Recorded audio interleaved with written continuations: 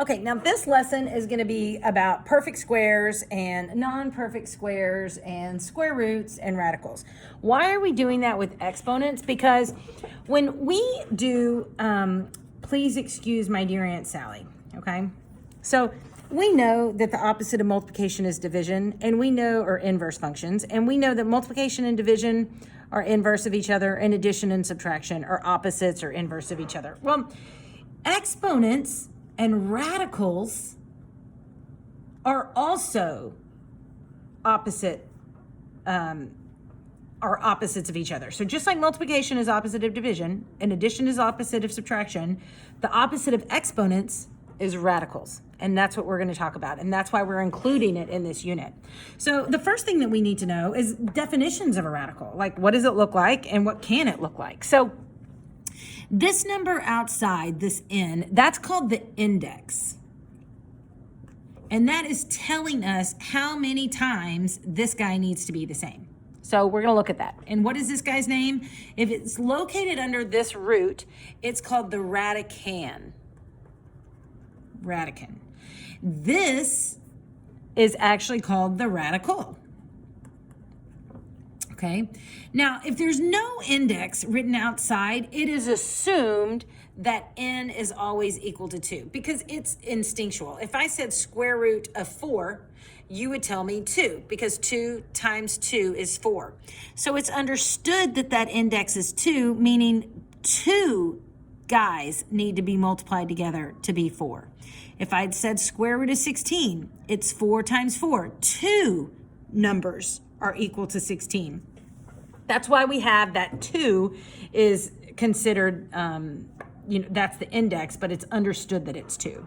If a radical has more than one root, the radical sign indicates only the principal or positive root. So if we look at the first 12 perfect squares, so what is a perfect square? It's like 1 times 1 is 1.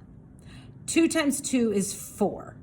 So I can do 1s, 2 squared, 3 squared, 4 squared, 5 squared, 6 squared, 7 squared, 8 squared, 9 squared, 10 squared, 11 squared, and 12 squared. That's what the directions are asking. So 1 squared is 1, 2 squared is 4, 3 squared is 9, 4 squared is 16, 5 squared is 25, 6 squared is 36, 7 squared is 49, 8 squared is 64, 9 squared is 81, 10 squared is 100, 11 squared is 121, and 12 squared is 144. Those you should just know because that's what we've been taught forever.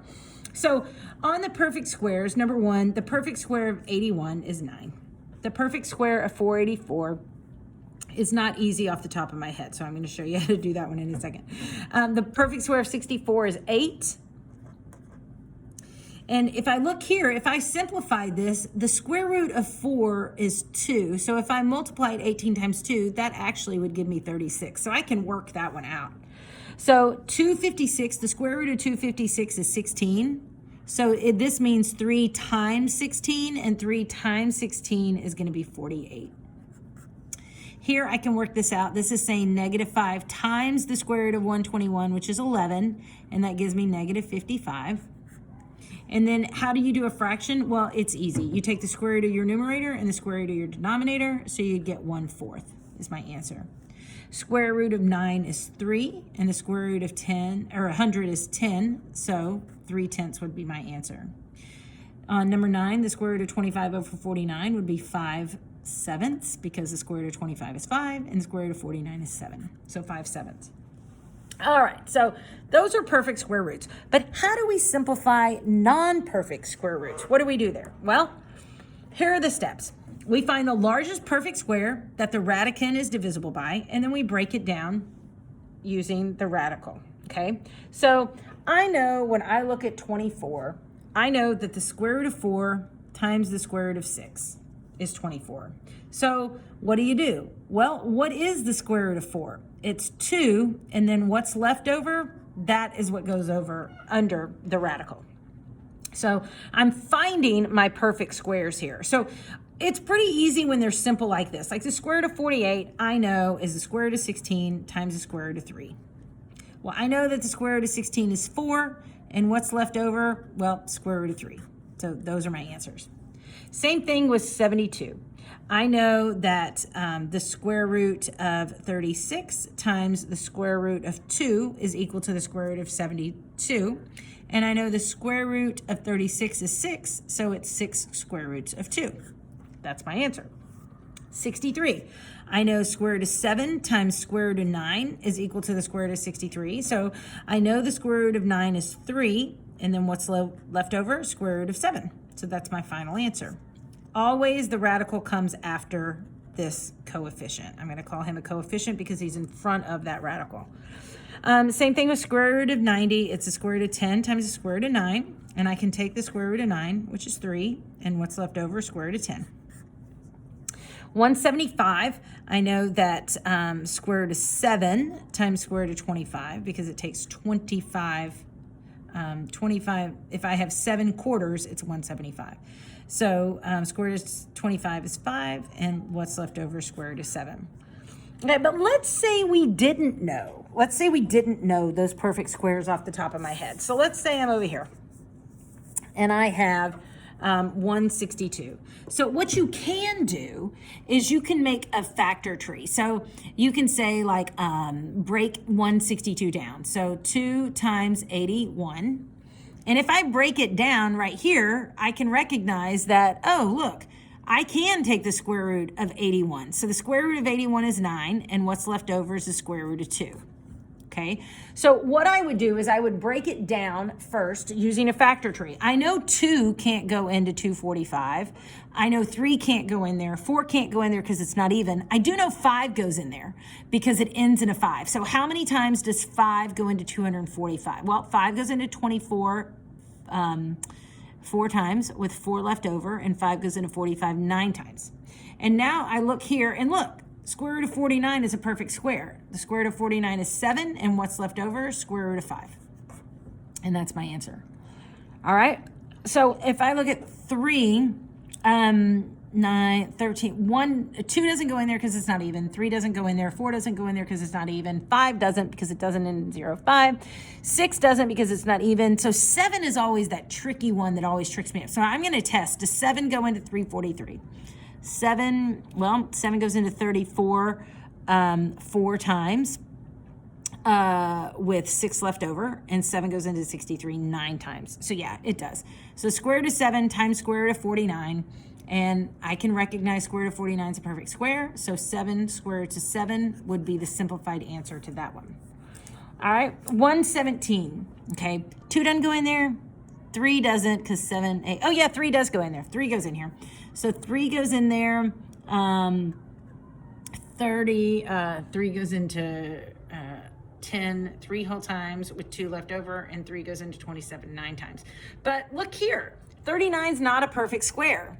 So I need to keep going. I need to keep going here. And I know 3 goes in there, and 3 goes in there 13 times. So look at this. I have square root of 3 times square root of 3 times square root of 13 when I factor it down. Well, look at square root of 3 times square root of 3. Square root of 3 times square root of 3 is the square root of 9, right? And what's the square root of 9? It's 3. And then what's left over? Square root of 13. Okay? Let's look at 28. If I break it down, I know 2 goes in there, and it goes in there 14 times. So square root of 2 times square root of 14 is square root of 28. And I can do it again. I can keep breaking it down because neither one of these are perfect squares. So I can do square root of 2 times square root of 7. But now look, I have square root of 2 times square root of 2. Anytime, watch this, anytime you have a square root multiplied by itself, so the square root of 3 times the square root of 3 is the same thing as me putting it all under one radical. 3 times 3. Well, the square root of 3 times the square root of 3 is 9. And the square root of 9 is 3. Okay? So I want you to look at this. So if you have, so let's break that down and let's use like 4. Let's do like 4 times 4, right? I know that 4 times 4 is the same thing as 4 squared because 4 2 times. Remember at the beginning of this lesson, I said that, please excuse my dear Aunt Sally, Multiplication and division are opposites, addition and subtraction are opposites, and exponents and radicals are opposites. So if your index, remember it's understood to be 2, if your index is 2 and your exponent is 2, that radical and that exponent cancel out and leaves me whatever's in there, which is 4. So just like if you have square root of, 5 times 5, that's really the square root of 25. And we all know that the square root of 25 is just 5. So here's the deal. Whenever you have like a square root of 6 times the square root of 6, you should automatically think square root of 6 times square root of 6 is just 6. If I ask you the square root of 2 times the square root of 2, you need to tell me it's 2. If I ask you the square root of 25 times the square root of 25, it is 25. So the same thing, the square root of 2 times the square root of 2, that's the same thing as saying 2 squared, and that index and that radical cancel out. So it leaves me with 2, and don't forget to bring down that square root to 7. Okay? All right, let's look at 450. So I can break it down by 2. So 2 and 2 goes into 4 2 times. 2 goes into 5 2 times with 1 left over. And 2 goes into 10 5 times. So this is the same thing as saying square root of 2 times square root of 225. Now, I know that the square root of 225 is 15 right off the top of my head. But let's say that you don't. Okay, let's say you don't. So let's keep it going. I know 5 goes in there. So let's say 5 goes in there. Well, 5 goes into 22 4 times with 2 left over. And 5 goes into 25 5 times. Okay. And I still don't recognize any perfect square. So I'm going to keep going. I know 5 goes in there. So how many times does 5 go into 45? Well, it goes in there 9 times. So let's look at this. Okay, let's bring down everything. I have square root of 2 times square root of 5 times square root of 5 times square root of 9. Let's look what we have. Square root of 5 and square root of 5 is 5. We already know that because of this over here. The square root of 9 is 3. So I've made this an integer, I've made this an integer, and what's left over? Square root of 2. But I can simplify 5 times 3 is 15. So I get 15 times square root of 2. Okay, and I'm going to stop the video here because it's already getting lengthy, and then we'll pick up cube root in another video.